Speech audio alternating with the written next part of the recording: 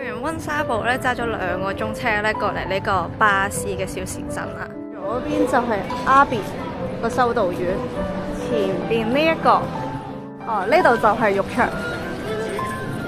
即係喺遊戲入邊嘅 NPC 角色，我係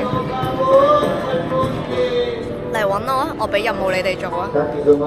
穿過頭先嗰個修道院啊，阿比之後呢，咁我哋而家就嚟到下一個景點，就係觀賞巴斯最靚景色嘅橋啊！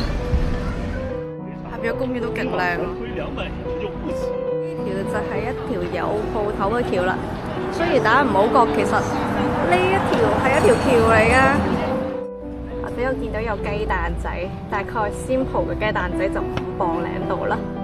敵不過舌頭嘅誘惑，喺頭先嗰間鋪頭嗰度咧買咗杯朱古力味嘅雪糕食，大概5磅零左右啦，咁大杯喎。行過呢條 Gay Street 之後咧，前面就係我哋今日要去嘅景點啦。我哋繼續越過呢一個環形廣場向前行，喂，好靚啊！呢度已經喺我身後咧，就係我哋真正嘅目的地，呢個半圓形嘅皇家半圓形廣場。